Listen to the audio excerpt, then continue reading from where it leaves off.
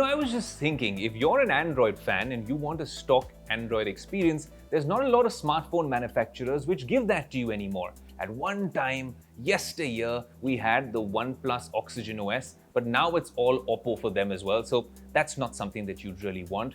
Then came the Nothing Phone 1 last week on the show. The Nothing OS is actually quite interesting because they've made it a lot like stock Android. Then you also have the Pixels, but in India, well, we don't have the Pixel 6 Pro, so there's no flagships. Can we get a stock Android experience on a Pixel? What's the Nothing phone like when you compare it with the Pixel? Ayush, I have to stop you there. We're talking about the Nothing OS, the Color OS, the Oxygen OS, every other OS in the world except the OG one, the main stock Android experience. And you know who can give it to you? The main guys, obviously. So will the real Google please stand up?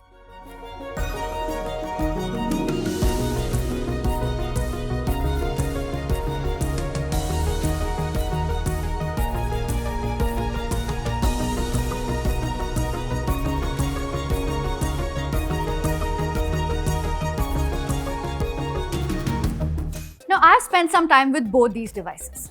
What do I like and dislike about it? Let me talk about that. As far as the Nothing phone is concerned, it literally feels like a naked iPhone, and I'm not even making this up. A lot of people have actually said that. Except for the lights on the back, I don't find anything great happening with this, and it feels really cheap in hand. Sure, the Pixel 6 also has a plastic back. Doesn't look as cool, no fancy lights, I get it. This one wins. However, when it comes to actually using this device, I could not replace it with anything else. Definitely not any other Android phone right now. Now with the Google Pixel 6 series, Google has completely changed the design up, and this is what we're going to see in the upcoming Google Pixel 7 series as well. This very obvious camera bar at the back, a pretty flat back, otherwise kind of muted and stated colors. But I get it. Does it look as cool as this? It doesn't.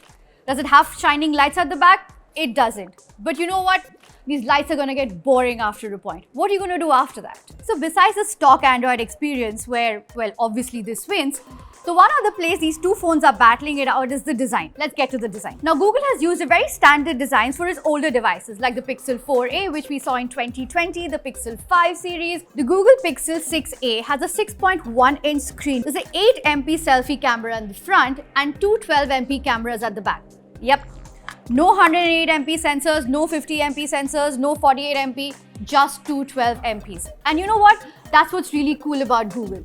Google has consistently used 12MP cameras on all their last devices, including the Google 6 and the Google 6 Pro, because big sensors don't matter to Google. What matters is computational photography.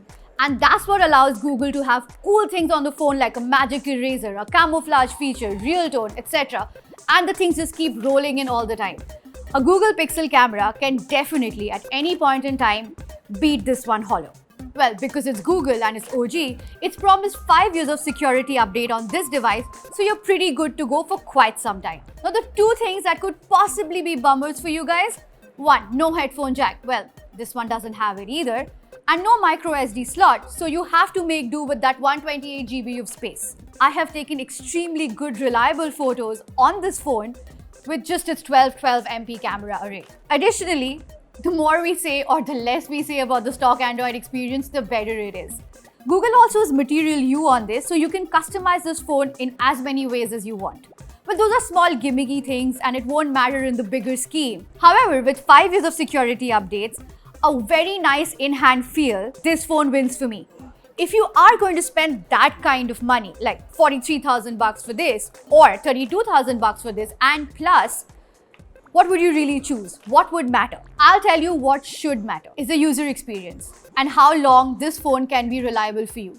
I actually know a few people who still use their Pixel 4a, and that's a 2-year-old phone and it works just as fine, gets all the security updates.